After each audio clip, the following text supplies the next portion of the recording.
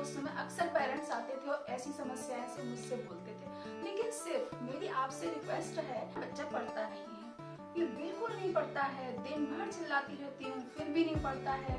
ये देखो। नमस्कार, आज मैं फिर आपके सामने हाजिर हूँ एक नई सी प्रॉब्लम लेकर जो हमारे हर घर में पाई जाती है। क्या है? हमारा कितना पढ़ता है, वो इतना पढ़ता है, इसका दोस्त इतना पढ़ता है, वो इतना पढ़ता है। हम सब दिन भर अपने बच्चों को कोसते ही रहते हैं और हमेशा उनकी कंपैरिजन करते रहते हैं। तो क्या आपने कभी सोचा है कि ये करना सही है?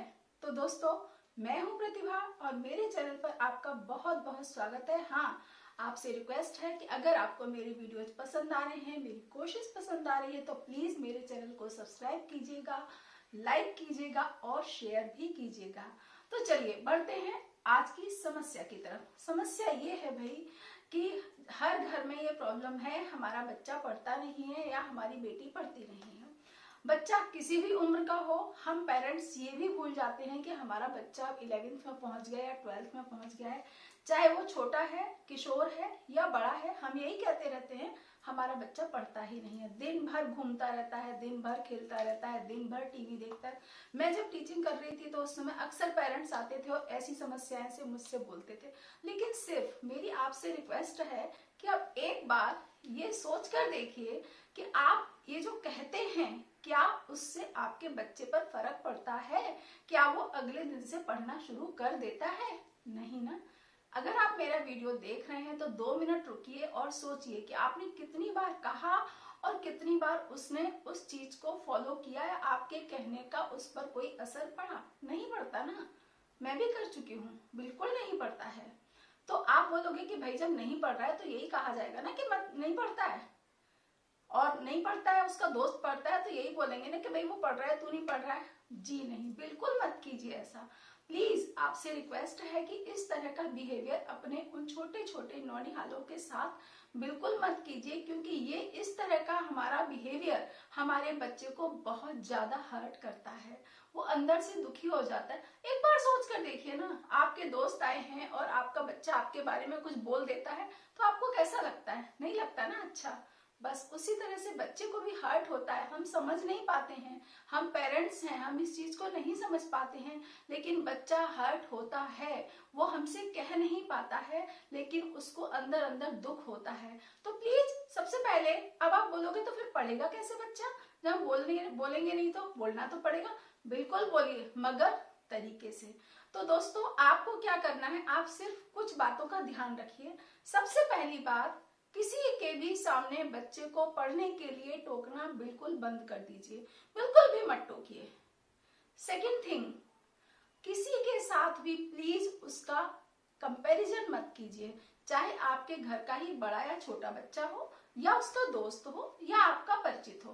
Please do not compare your child to anyone. किसी से भी कंपेयर नहीं कीजिए, बिकॉज हर बच्चे की अपनी एक इंडिविजुअल पर्सनैलिटी होती है और वो उसी के अकॉर्डिंग बिहेवियर करता है। हम तुलना नहीं कर सकते। आप सोचिए ना, क्या हम पेरेंट्स की तुलना की जा सकती है? बच्चे यदि हमारी तुलना करने लगे तो क्या होगा? फिर हम भी परेशान होंगे ना। बस इसीलिए बिल्कुल भी तुलना मत कीजिए। तीसरी बात, आपको जब भी उनसे पढ़ने के लिए कहना है, आप प्यार से उनको अपने पास बिठाइए, अपना टाइम दीजिए, मोबाइल को दूर रख दीजिए और बच्चे पर ही फोकस कीजिए। बच्चे को समझाइए कि कैसे पढ़ना है।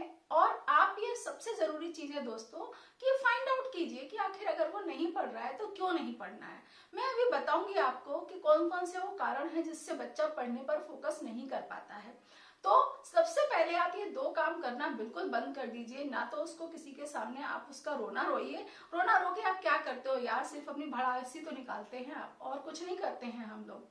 तो रोना बंद कर दीजिए। सेकंड थिंग, कंपेयर करना बिल्कुल बंद कर दीजिए। मार्क्स कम आए हैं, आने दीजिए ना, कोई दिक्कत नहीं है। उसको प्यार से समझाइए, उसको बताइए।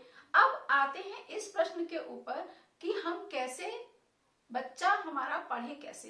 तो दोस्तों, सबसे पहली चीज ये है कि आप ये फाइंड आउट कीजिए कि बच्चा क्यों नहीं पढ़ पा रहा है। उसके 2-3 रीजन होते हैं। पहली चीज है कि बच्चे का बेस कमजोर हो सकता है, उसे चीजें समझ ही नहीं आ रही हैं। दूसरी चीज है कि बच्चे का मन भी इसीलिए नहीं लगता है क्योंकि उसे चीजें समझ ही नहीं आ पाती हैं। भाई समझ में आएगा तभी तो पढ़ेगा ना वो। नेक्स्ट थिंग है दोस्तों कि हो सकता है कई बार ऐसा होता है कि बच्चे को क्लास में चीजें समझ ही नहीं आ पाती हैं, वो बोर्ड तक पहुंच ही नहीं पाता है, तो ये आप फाइंड आउट कीजिए। और उसके बाद इन चीजों को जब आप फाइंड आउट कर लोगे ना, बेसिकली जो छोटे बच्चे होते हैं उनके साथ तो यही प्रॉब्लम होती है कि उनका बेस बहुत कमजोर होता है। हम रटाते जाते हैं और वो अगले साल सब भूल जाते हैं। तो रटाने की जगह उनको समझाने पर हमको जोर देना है, उनका बेस मजबूत कीजिए, चीजें अपने आप सॉर्ट आउट होने लगेंगी, है ना। और उसके बाद में आप खुद, भले ही आपने ट्यूशन लगा रखी है, भले ही स्कूल अच्छा पढ़ा रहा है, लेकिन फिर भी आप खुद हर दिन 1 घंटा अपने बच्चे को दीजिए, जो भी समय आपको सूट करता है। उस समय में आप उससे पढ़ाई की बात छोड़कर और बातें कीजिए, उस पर भरोसा दिखाइए। उससे क्या होगा ना कि जब आप उससे पढ़ने को भी कहेंगे ना, तो आपकी बात को बहुत ध्यान से सुनेगा। तो दोस्तों इन कुछ बातों का आप ध्यान रखिए। अगर आपको फायदा होता है, बच्चे में जरा सा भी फायदा होता है, लगता है आपको, मैं मेरे एक्सपीरियंस से बता रही हूँ, टीचिंग के एक्सपीरियंस से बता रही हूँ, एक अपने बच्चों के एक्सपीरियंस से बता रही हूँ, ये चीजें जरूर वर्क करेंगी। आपका बच्चा पढ़ना शुरू करेगा, लेकिन आप रोना बंद कर दीजिए, बिल्कुल भी मत किसी के सामने रोइए, ठीक है ना। तो ये थी मेरी कोशिश, मेरे कुछ पॉइंट्स जो आपको ध्यान रखने हैं। इन बातों का ध्यान रखेंगे तो रिजल्ट जरूर मिलेगा। और हाँ, अगर कोशिश पसंद आई है तो सब्सक्राइब भी कीजिए, लाइक कीजिए और शेयर कीजिए। नमस्कार, जल्दी ही मिलते हैं नई वीडियो के साथ, नई समस्याओं के साथ बच्चों की, और हम चर्चा करते हैं।